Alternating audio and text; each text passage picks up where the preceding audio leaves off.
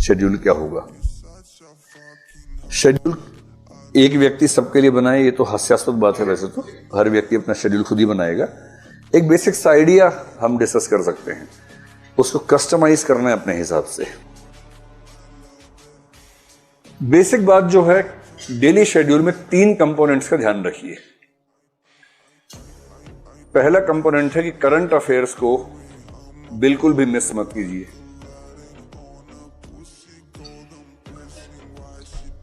और मेरा ख्याल है करंट अफेयर्स के लिए आप दिन में करीब 1.5 से 2 घंटे का समय रखिए। इसमें मैगजीन भी कवर हो जाएगी, वेबसाइट भी कवर हो जाएगी। मैगजीन में करंट अफेयर्स के 60 तो पेज होते हैं महीने भर में, और 60 पेज पढ़ने के लिए अगर आप ठीक स्पीड से पढ़ते हैं, मेरे ख्याल से 2 घंटे में 6 पेज तो ही जाते होंगे आराम से। मतलब आराम से पढ़ने की बात अगर करें तो 10 दिन में खत्म हो जाएगी मैगजीन। 2 घंटे में कितने खत्म होते हैं पेज आपके? 6 नहीं हो पाते। 6 तो बहुत कम बोल रहा हूँ मैं, आराम से बता रहा हूँ। 6 तो कुछ बात ही नहीं, उसमें तो ज़्यादा ही पढ़ते होंगे। मैं तो बहुत अच्छे से अंडरलाइन करके साथ में नोट्स लिखते हुए उसकी बात कर रहा हूँ कि 6 पेज कर लेते होंगे आप। कुछ लोग 8 भी करते होंगे, 10 भी करते होंगे, कुछ तो 60 भी कर लेते होंगे। बस उनसे कुछ पूछिए मत बाद में क्या क्या पढ़ा है, तो ऐसे तो कर ही लेते होंगे। मैं कह रहा हूँ गहराई से पढ़ने में आपको शायद 2 घंटे में 6-8 पेज कवर होते होंगे, इससे ज़्यादा नहीं होंगे, क्योंकि उसमें फैक्ट्स बहुत ज़्यादा होते हैं ना उन पेजेस में। जिन पृष्ठों पर तथ्य बहुत ज़्यादा होते हैं उन पृष्ठों को पढ़ने की स्पीड स्वाभाविक रूप से कम हो जाती है। वो उपन्यास नहीं कि आप 1 घंटे में 20 पेज पढ़ेंगे। किसी नॉवल को पढ़ते हो अगर आप 1 घंटे में 20-25 पेज पढ़ रहे हैं तो इसका मतलब आप ठीक स्पीड पे हैं। लेकिन करंट अफेयर्स के अगर आप 20-25 पेज 1 घंटे में पढ़ रहे हैं तो इसका मतलब चिंता की बात है ना। 2 घंटे में 6-7-8 पेज ठीक स्पीड है करंट अफेयर्स के मामले में। तो आप ये कर सकते हैं कि मैगजीन में रोज 1 घंटा लगाएं, क्योंकि 1 घंटा लगाएंगे तो भी आप 20-22 दिन में कवर कर लेंगे उसको। और 1 घंटा वेबसाइट पे लगाएं प्रतिदिन, और ये 2 घंटे अलग से रखिए, मिक्स मत कीजिए। जैसे आप तय कर ले अपना शेड्यूल, जो भी आपका दिन भर का शेड्यूल है। अगर आप रात को देर तक पढ़ते हैं या जल्दी सोते हैं, जैसा भी शेड्यूल आपका है, जैसे आप तय कर लें कि भाई डिनर के बाद के 2 घंटे ये, उसके बाद सो जाए, या सुबह उठते सबसे पहले 2 घंटे ये, वो अपने हिसाब से देखिएगा। क्योंकि आपकी जो नेचर है उससे कंप्रोमाइज़ मत कीजिए। अगर आपको रात को देर तक पढ़ना अच्छा लगता है तो वैसे ही पढ़िए। किसी के बेकार कई बेवकूफ़ कहेंगे सुबह उठना चाहिए, इससे ऊर्जा बढ़ती है, ज्ञान बढ़ता है, सब बेकार की बातें।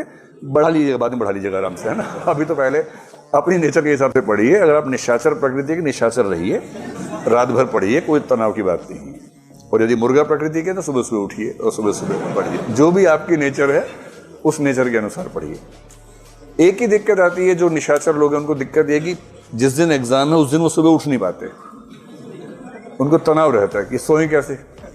आदत है 4 बजे सोने की, उस दिन 12 बजे लेट जाते हैं, नींद नहीं आती है, ये दिक्कत आती है। इसके 2 समाधान हैं। या तो आप 10-12 दिन पहले से थोड़ा शेड्यूल चेंज करना शुरू कर दें, ये हो नहीं पाता प्रैक्टिकली।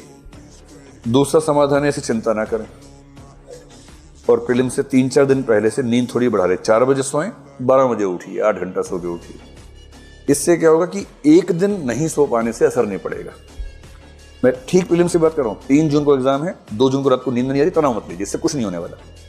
हमारा माइंड इतना मजबूत है कि वो एक दिन बहुत कम नींद के साथ काम चला सकता है, कोई चिंता की बात नहीं है। लेकिन हाँ, उससे पहले 3-4-5 दिन अपनी नींद ज़्यादा ली हो, ये थोड़ा सा मैनेज कर लीजिएगा। अपनी नेचर से कंप्रोमाइज़ नहीं करना है, लेकिन उस नेचर के हिसाब से कोई 2 घंटे का शेड्यूल अलग से निकाल लीजिए करंट अफेयर्स के लिए। इसी तरह से 1 से 2 घंटे का शेड्यूल निकालिए रिवीजन के लिए। वरना इस पाठ्यक्रम में होता गया कि एक क्रम से आप पढ़ते जाते हैं, उसी क्रम से पीछे गायब होता जाता है, और फिर आप 2 महीने बाद देखते हैं कि सब सफाचट एकदम, कुछ याद नहीं आ रहा। फिर आपको लगता है कि याद तो नहीं आ रहा, वो 2 महीने गए कहाँ मेरे जीवन के, जो 2 महीने मैंने गुजारे थे इसमें, कुछ चले कहाँ गए। तो अगर आप चाह रहे हैं कि उस समय का मूल्य रहे तो दिन में कम से कम 1 से 2 घंटे का समय रखिए केवल रिवीजन का। पिछले सप्ताह में जो भी पढ़ा है उसको फिर से तेजी से पढ़ लीजिए।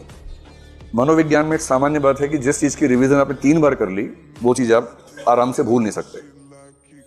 और 3 रिवीजन का मतलब है जिस दिन पढ़ा उसी दिन कर लीजिए। एक बार वीकली रिवीजन, एक बार मंथली रिवीजन कर लीजिए। तो रिवीजन रोज 1-2 घंटे। क्या होता है ना, जब पाठ्यक्रम बहुत सारा हो तो हमें लगता है रिवीजन बाद में कर लेंगे, छोड़ देते, पर ये वेस्टेज है। सारा पढ़ते जा रहे हैं, याद एक भी नहीं है। इससे बेहतर है कि 70% पढ़ा और 70% याद भी है। तो रिवीजन को बिल्कुल हल्का में मत लीजिएगा, और सबसे अच्छा समय सुबह उठते ही सबसे पहले आप 2 घंटा रिवाइज कर लीजिए।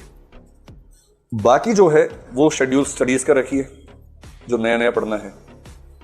और मेरे ख्याल से अब आप जिस दौर में आ गए हैं, अगर आपकी मान लें कि 3 घंटे की क्लास होती है और 4 घंटे ही हो गए, 7 हो गए, तो आप कम से कम 5 से 6 घंटे और निकालिए स्टडीज के लिए। मैं जानता हूं कि जब बच्चे नए नए आते हैं तो हम कहते हैं कि आप 8 घंटा पढ़िए, 8 घंटा सोइए, 8 घंटा घूमिए। 8-8-8 का नियम बताते हैं शुरू में, और नए नए बच्चों के लिए होता है। अब आप बच्चे छोड़ना है, अब आप बड़े हो गए हैं। और मतलब वैसे भी भारत के अलावा दुनिया में किसी देश में ऐसा नहीं होता कि 30 साल के बच्चे अपने घर से पैसे लेके पढ़ रहे हों। तो जब आपको इतनी सुविधाएं मिल रही हैं, आप फुल टाइमर स्टूडेंट्स हैं और कुछ नहीं कर रहे हैं, तो 12-13 घंटे तो बनते हैं कम से कम। और जब परीक्षा एकदम नज़दीक आए तब 8-10 दिन 14-15-16 घंटे भी बनते हैं। उस समय 15-16 घंटे रोज की बात नहीं हो सकती, पर 5-7 दिन तो हो ही सकता है परीक्षा के नज़दीक जब हो। इतना घंटा